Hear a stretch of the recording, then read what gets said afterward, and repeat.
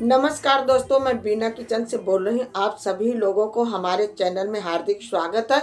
हमेशा की तरह हम हर हर महादेव कमेंट बॉक्स में ज़रूर लिखना, क्योंकि आज बात करते हैं कि मकर संक्रांति पर हमें बाल धोना चाहिए कि नहीं धोना चाहिए, और मकर संक्रांति पर हमें दान देना चाहिए, क्या चीज़ की दान देना चाहिए, और पीरियड्स में दान देना चाहिए कि नहीं देना चाहिए, और मकर संक्रांति के दिन हमें और किन किन बातों का विशेष ध्यान देना चाहिए। और बात कर लेते हैं कि महाकुंभ इलाहाबाद में लगा हुआ है। हमें गंगा के यदि स्नान करने जा रहे हैं तो गंगा के तट पर हमें क्या क्या चीज़ लेके जाना चाहिए, अब पूजा क्या करके हमें कैसे करके आना चाहिए, इस विषय में हम बात कर लेते हैं और जान लेते हैं। पहले तो जान लेते हैं कि हमें बाल धोना चाहिए कि नहीं धोना चाहिए। पहले दिन है मंगलवार का, तो पहले बता दें मकर संक्रांति के दिन हमें शुद्ध होना चाहिए, साफ सुथरा होना चाहिए, बाल धोकर नहाना चाहिए, और नहा धो करके सिंदूर लगाना चाहिए कि नहीं लगाना चाहिए, सिंदूर लगा के दान देना चाहिए। कई प्रश्न ऐसे हैं कि जो तो शुद्ध हो, जो बाल शैम्पू से साबुन से धोएंगे तो हमें सिंदूर लगा करके ही तब दान देना चाहिए।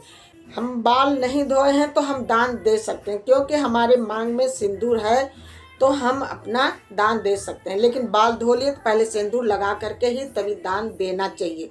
और नहाने मकर संक्रांति पर नहाने के बाद पहले हमें जो छूना चाहिए, पहले तो सामान रख करके, जैसे चूड़ा, लाई, गट्टा, रेवड़ी, तिल का चीज़, मिठाई हो, ये सारा सामान रख करके छू करके पूर्व दिशा में, और चावल हो, उड़द की दाल, ये सारा छू करके हमें ब्राह्मण को दान दे देना चाहिए।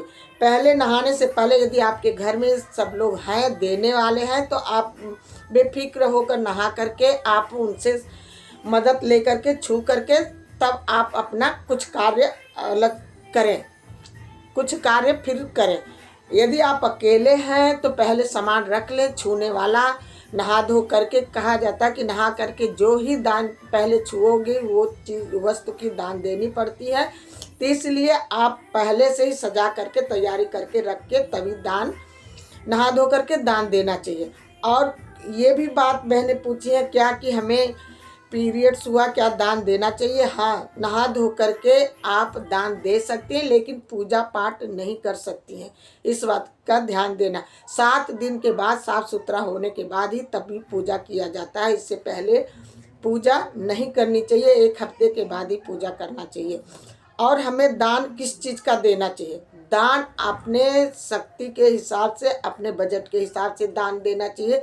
मकर संक्रांति पर चावल का दान, उड़द के दाल का, मूंग के दाल का, ये मिठाई हो, वस्त्र हो, सारा चीज़ दान देना चाहिए। दान उस जगह दो जहाँ सदुपयोग हो, ऐसे जगह ना हो दान दो कि जहाँ उसका गलत इस्तेमाल करें पैसों का, रुपयों का।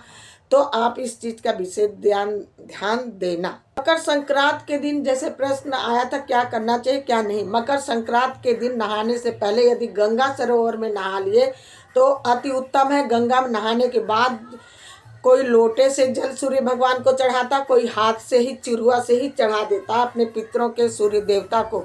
तो यदि आप घर वहाँ पर गंगा के तट पर है, मकर संक्रांति पर नहा रहे हैं, तब तो आप चिरुआ से दे दें। आपके पास उपलब्ध है बर्तन लोटा तो आप लोटे से दे सकते हैं, नहीं तो घर के अंदर पानी के अंदर गंगा जल और काला तिल डाल करके नहाना चाहिए। नहाते समय मकर संक्रांति हर हर महादेव जरूर बोलना चाहिए, बोल के ही नहाना चाहिए। और मकर संक्रांति के दिन सबसे पहले नहा धो करके दान दे करके ही पूजा पाठ करके तभी हम कुछ आगे कार्य करें।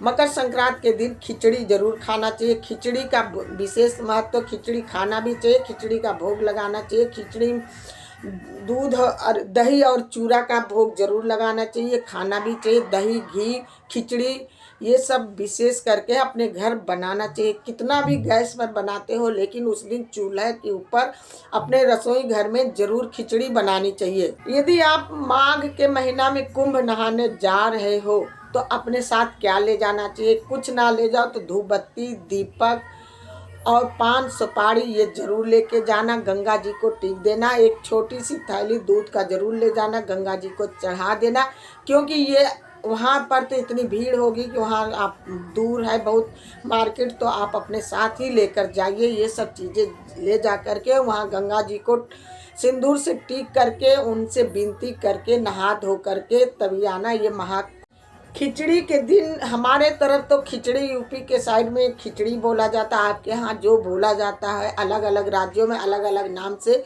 बोला जाता, कहीं मकर संक्रांति, कहीं खिचड़ी, कहीं कुछ, ऐसे अलग अलग राज्यों में बोला जाता है। इसको सही से कमेंट बॉक्स में लिख करके ज़रूर बताना। यदि आपको मेरी वीडियो यूजफुल लगी हो तो प्लीज़ एक लाइक, एक सब्सक्राइब ज़रूर करना। धन्यवाद।